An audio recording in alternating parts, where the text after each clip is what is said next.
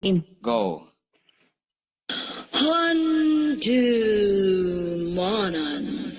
sa kaawit.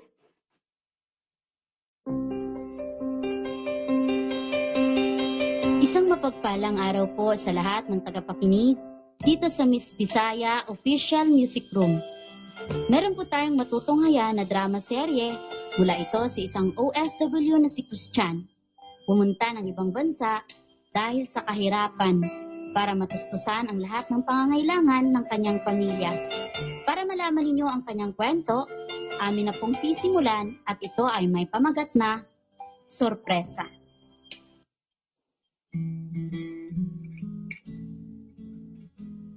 Magandang araw sa lahat. Ako nga po pala si Christian. Isang padre di pamilya. Nagkakilala kami ng aking partner na si Christine sa isang probinsya. Bagamat kami ay isa lamang ang aming pinagmulang lugar, una siyang nagtrabaho sa Maynila at sumunod naman ako after kong makagraduate ng college. Nagkaroon kami ng isang anak na babae at pinangalanan naming Christina. Morning, mahal. Mag-duty ka ba ngayon, mahal? Wala na pala tayong bigas, mahal. Ha? Bakit ngayon mo na sinabi? Paano na yan? Ano kakainin ko bago pumasok sa trabaho? Wala ka bang mahiraman sa mga kasama mo, mahal? Kawawa naman ang anak natin. Wala na rin pambili ng biskwit. Oh, sige. Gagawin ko na lang paraan mamaya. Okay, mahal. Salamat, mahal ko. I love you. Ingat ka sa work. O anak, babay ka na kay Papa. Bye, Papa. I love you. Mwah. Love you too, nak. Mwah. Sige, mahal. Alis na ako. Ingat kayo dito. Sige, mahal ko. Mag-ingat ka rin.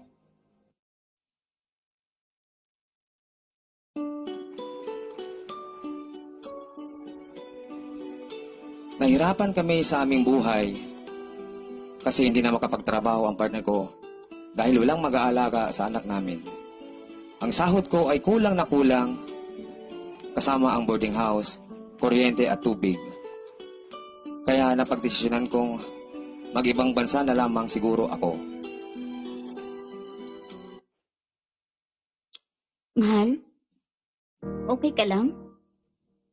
Bakit parang ang lalim ng iniisip mo?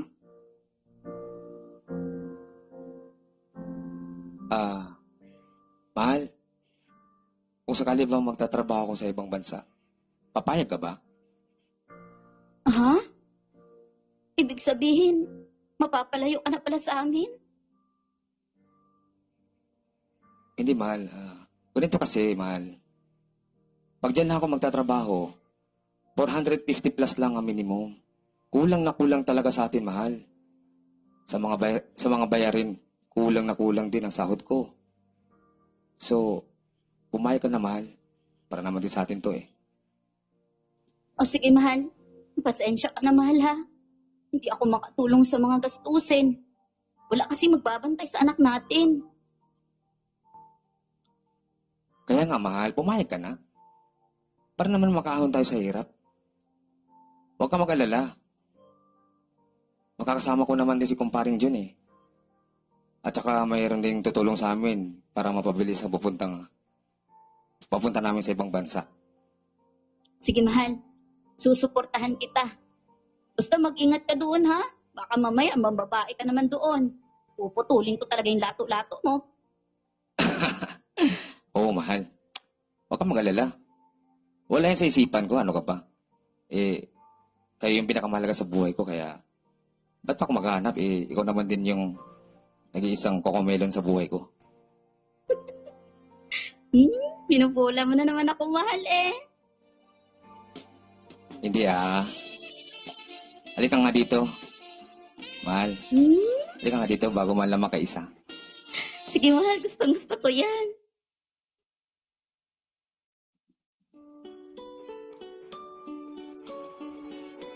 Napagkasunduan namin ng partner kong si Christine ang pagpunta ko ng ibang bansa. Napabilis naman ang aming pag-alis kasi magaling ang aming taga-asikaso. Hanggang sa... Mahal, mag-iingat ka doon, ha? Message mo ako agad pag nandun ka na. Mahal, huwag ka magalala. O, paano na? Alis na si Papa. Huwag kang pasaway, ha? Magtatagal ka ba doon, Papa? Balik ka kaagad, ha? Mamimiss kita.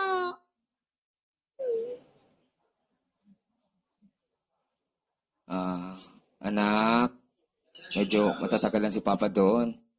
Pero ano ba gusto mo pagbalik ni Papa? Gusto mo ba ng maraming toys? Barbie doll?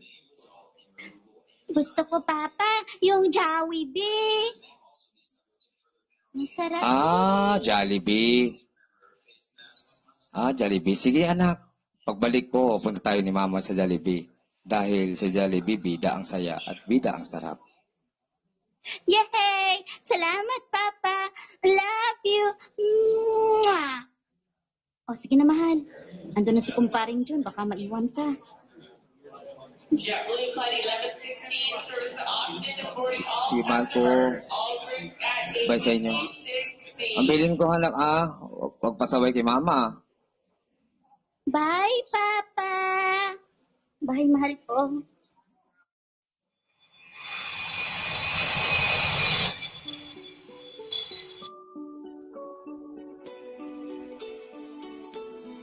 Naging okay naman ang trabaho ko dito sa Dubai. Tuwing sahod ko, pinapadala ko naman din lahat ang sahod ko sa mag-ina ko. Lagi lang kami nag-video call para makita ko silang dalawa. Pero katagalan ng 1 taon na ako dito, ay panay na lang ang hingi ng partner ko ng pera. Hindi ko alam kung saan niya ginagamit, pero dahil nga mahal ko siya. Kaya sinusunod ko ang mga gusto niyang bilin sa akin, kaya gusto ko lamang na hindi siya magalit sa akin.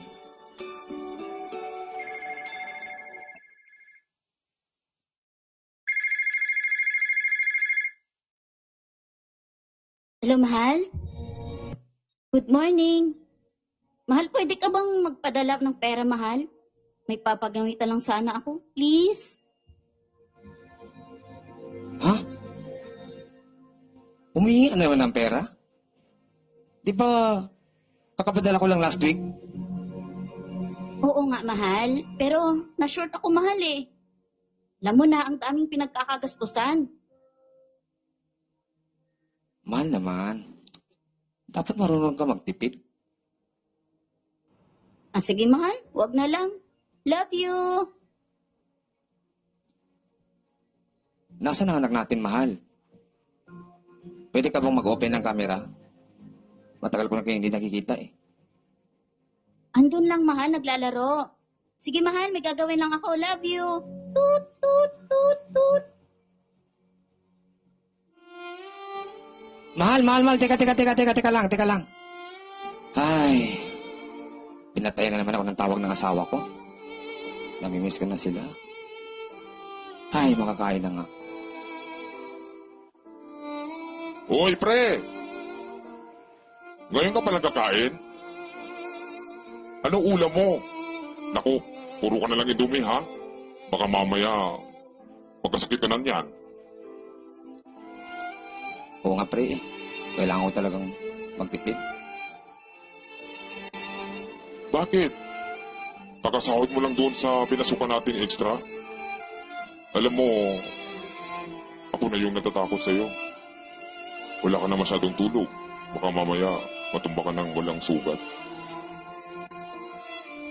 Salamat, pre. Huwag naman sana, pre. Naawa ko sa mga mag-ina ko. Kaya nga, pre, dapat ingatan mo sarili mo. Aba naman, tandaan mo, andito tayo sa ibang bansa. Oo nga, pre. Salamat. Alam ko naman, pre. Nakatawag niya lang sa akin. Humihingi na naman ng pera. Kaya kailangan kong magdoble kayo. Ha? Humihingi naman ng pera? Di ba, pakamadala mo lang sa kanila? Kaya nga, pre, eh. Kaya, kailangan ko magdoble kayo. Pero, pre, matanong ko nga sa'yo, hindi ka ba natatakot? Baka nanlalaki na yung partner mo. Nako. Pag nangyari yan, pre, di ko may papangako. Ang gawin ko talaga, maghihiwalay talaga ang puti sa dikolor.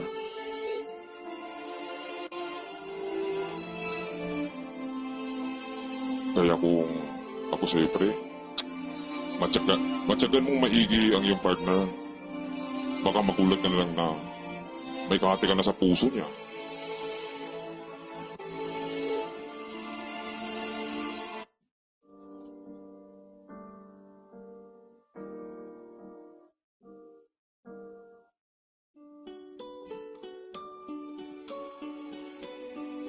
Patuloy ang paghingi sa akin ng partner ko ng pera. Di ko talaga alam kung saan niya ginagamit ang pera na pinapadala ko sa kanya. Umiiwas din siya ng makapag-video call sa akin. Kaya isinasatabi ko na lamang ang aking iniisip para di ako balutin ng lungkot hanggang sa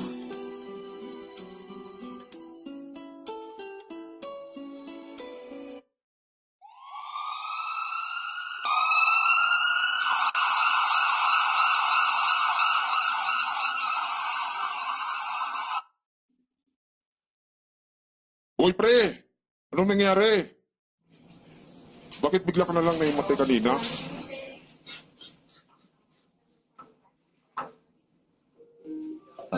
di ko alam, pre. Pero sana maging okay na agad para makapagtrabaho.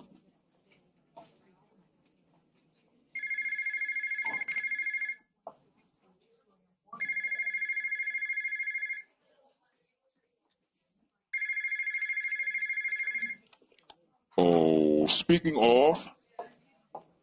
Uy, ito oh. Tumatawag na asawa mo. Ano? Sasagutin mo na, pre. Bahala ka na dyan, pre.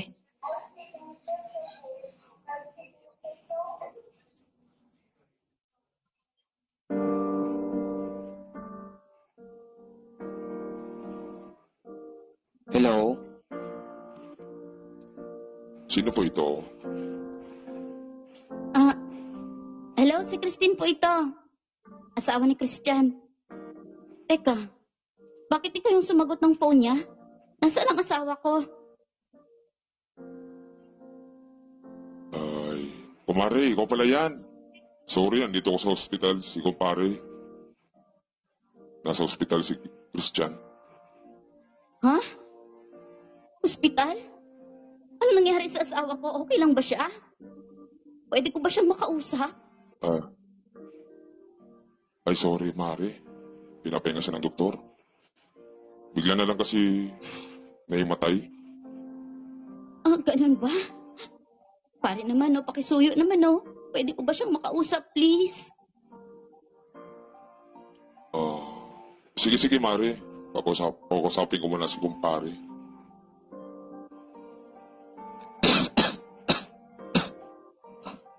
Hello, mahal. Oh, mahal. Kamusta ka? Mahal, na hospital ka daw? Ano nangyari sa'yo? Sabi ko naman sa'yo, mag-iingat ka eh. Kamusta ng pakiramdam mo, mahal? Okay pa naman, mahal. Okay pa naman yung lato-lato ko. Umuwi ka na lang kaya, mahal, para maalagaan kita.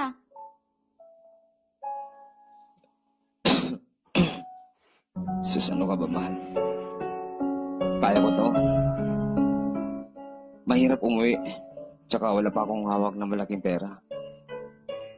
Wala pa akong ipon. Kaya, tiis ka muna dyan, mahal. Basta umuwi ka na lang, mahal. Ako ang bahala sa'yo sa pamasahe, okay? Mahal?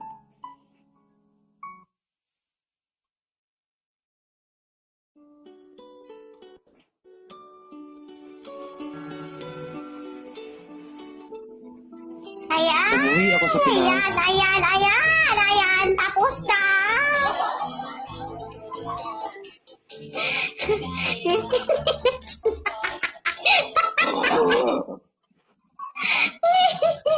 Wala tayong magagawa. Tapos na ang oras.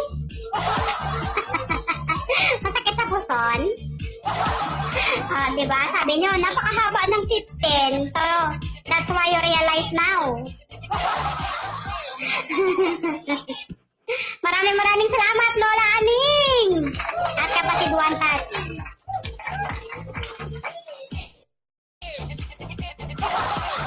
Maraming umiiyak, pati ang ating birthday celebrant. 15 na ba Ayan, yun? dadako. Bakit Opo, sa Lola, nakaano recording ako. namin, hindi naman nakaabot ng 15? Oo nga. Naka-timer ako, Lola. May timer ako. Ayan, no. Lagpas na nga eh. Sige. May relo ako dito, kuya. Lola, dipok po. Yes po. Baby lady, price tag. Di ba yung ginawa nilang story is nakakabitin talaga. Pero pwede pong pakituloy hanggang sa matapos. Sige po. Sige, game patid. Ayan, hindi na kasama sa judges yung, sa pagja-judge yung itutuloy nila. Sige po. Okay, kasi para fair tayo. Baka Oo. hindi kasama sa podcast yun, pero gusto ko lang malaman yung ending ng kwento kasi ang sarap pakinggan. Gusto kong malaman saan mag-e-end yung story nyo regarding sa ganyang Ayan Okay po, kapatid, lady. Sa mga judges natin, yung idudugtong ng dalawa, hindi kasama yun sa pagja-judge ninyo. Yari na yun ha, yari na. Mag-stop na kayo doon. Mario Seth, hindi ko na lang pipindutin ko, di punggol. Ayan, dahil gusto lang ng birthday celebrant nating tapusin yung kwento, pagbibigyan natin siya kasi araw naman niya to eh. So, ayan, itutuloy ko po. Ituloy niyo po, Lola Aning. Thank you, maraming salamat. Ilapag niyo lang po ang score sa mga judges natin. Yes, tama. Number Sa 6 tayo kapatid. Sige. Song for Anak Anago. Diba? Umuwi ako sa Pinas at sinundo niya ako sa airport. Pero hindi niya dinala ang aming anak dahil tulog pa ito. Pero labis akong nagtataka na parabang kilala niya ang driver. At ang mas matindi pa, yung bahay na inuwian namin. Pasok ka na, mahal. Si kuya nang bahala dyan sa mga gamit mo. Kuya, pakipasok na lang sa loob, ha? Salamat. Mahal, nasaan ang anak natin? Tulog yun, mahal. Napagod ka kalaro. Kamusta naman kayo, mahal? Ang lagi na binagbago mo, Mas lalo kang gumanda at sumeksi. Parang doon niya ka na ngayon, Siyempre naman, mahal. Pinaghandaan ko yung pagbabalik mo. Dito na po tayo, ma'am. Mahal? Bakit? Andito tayo? Kaninong bahay to? Mamaya ko na sasagutin yun, mahal. Halika, pasok ka. Alam kong pagod ka sa biyahe.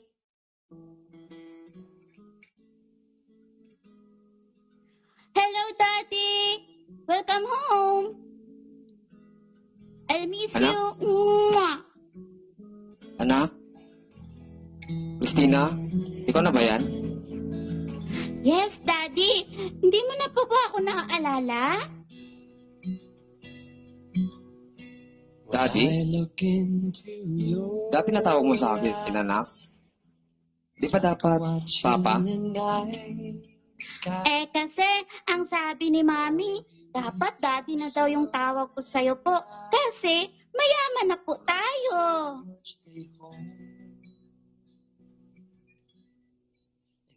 Kulang kami music mo. Mayaman? Mahal, ano ibig sabihin ng anak natin? Ganito kasi yan, mahal. Ang lahat ng nakikita mo, galing ito sa pinaghirapan mo, sa pinagpawisan mo. Alam ko naman, mahal, na nag-iisip ka na baka nagluloko ako dito. Pero ang gusto ko, na lahat ng pinaghirapan mo may mapupuntahan. Kaya ito, sobrang busy ako noon, mahal. Dahil gusto kong isurprise ka namin ng anak mo.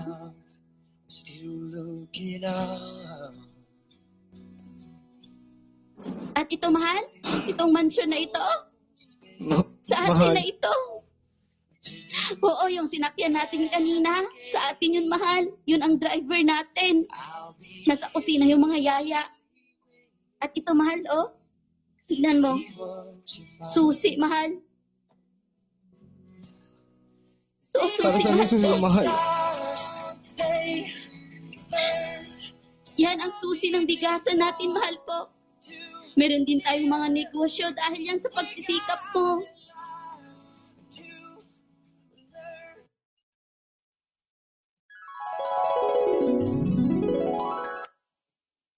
Ay, sa wakas, malapit na rin matapos tong bahay namin. Naunti-untian din. Sa sunod, yung mga gamit naman. Ay, tawagan ko nga siya.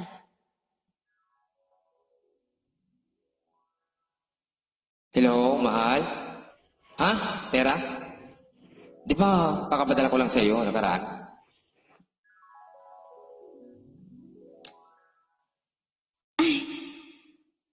Sorry, mahal ah. O sige, bye. I love you. Kailangan, hindi niya malaman na pinapagawa ko ng bahay at pinangnegosyo ko yung mga pinapadala niya. Gusto ko siyang isurpresa sa pag-uwi niya.